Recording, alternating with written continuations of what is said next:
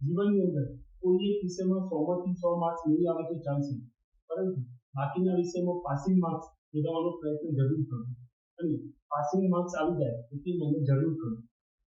આપણે કોઈ પણ અભ્યાસક્રમ કરતા હોઈએ કે કોઈ પણ પ્રોફેશનલ કોર્સમાં હોઈએ, આપણને ખબર છે કે એ કોર્સની અંદર, એ અભ્યાસક્રમની અંદર ઘણા બધા વિષયો હોય છે.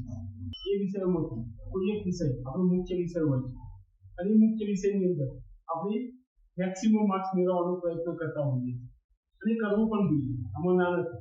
કોઈ એક મુખ્ય વિષય જે છે તમારો, એમાં 100 માંથી 100 માર્ક્સ આવે એ પ્રમાણે મહેનત પણ કરવી જોઈએ. આમાં કોઈ ના નથી, કારણ કે એ વિષયના માર્ક્સ પ્રમાણે આપણને આગળનો અભ્યાસક્રમ કયો પસંદ કરવો એ ડિસાઇડ કરી શકતા હોઈએ છીએ.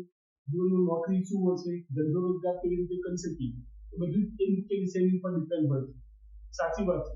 તો એ વિષયમાં મેક્સિમમ માર્ક્સ મળી એ પ્રમાણે આપણે ખૂબ મહેનત કરવી જોઈએ. આમાં કોઈ ના નથી. પણ હા, આપણે બાકીના જે બીજા વિષયો છે એની પણ અવગણના ન કરવી જોઈએ. એટલે કે એ વિષયને અવોઇડ કરવા ન જોઈએ.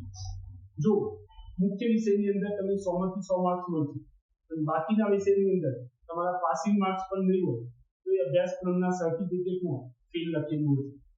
એટલે કે એ અભ્યાસક્રમ તમે પરિપૂર્ણ કરી ના કહેવાય. જો એ અભ્યાસક્રમને તમારે પરિપૂર્ણ કરવું છે તો દરેક વિષયની અંદર પાસિંગ માર્ક્સ તો હોવા જોઈએ.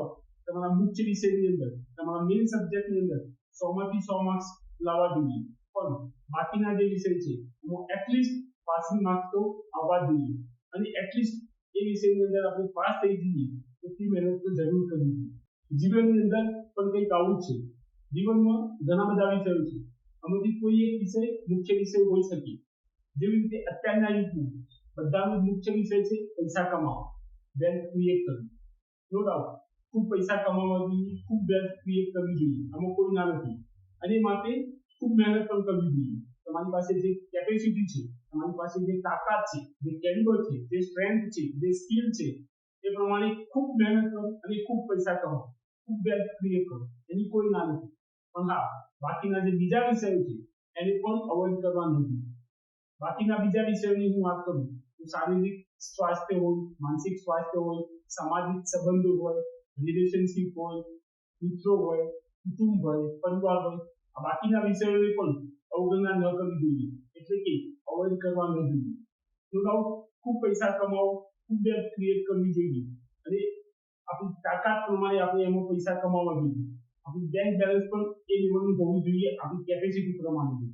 પણ જો તમે બાકીના વિષયોમાં જે મેં બતાવ્યા એ વિષયમાં જો પાસ થઈ જઈએ, એટલા પણ માર્ક્સ નહીં હોય, પાસિંગ માર્ક્સ પણ નહીં હોય, તો કદાચ જીવનનો જે અભ્યાસક્રમ છે એ અભ્યાસક્રમના સર્ટિફિકેટમાં ફેલ જ લખાયેલું હશે.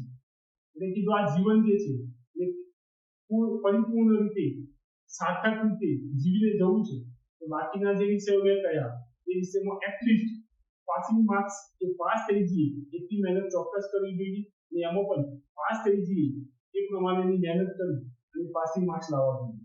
નો ડાઉટ તમારો મુખ્ય વિષય ઇન્કમ ક્રિએટ કરવાનું છે, વેલ્થ ક્રિએટ કરવાનું છે, ઇન્કમ વધારવાનું છે, બેંક બેલેન્સ વધારવાનું છે, એ હોય એમાં કોઈ ના નથી.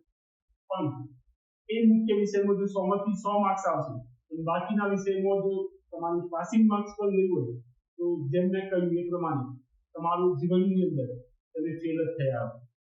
જીવનનું જે સર્ટિફિકેટ છે એ સર્ટિફિકેટ પર પાસ લખાવું છે તો એટલીસ્ટ બીજા વિષયમાં પાસિંગ માર્ક્સ પણ હોવા જોઈએ, એટલે કે બીજા વિષયમાં પાસ થવું ખૂબ જરૂરી છે.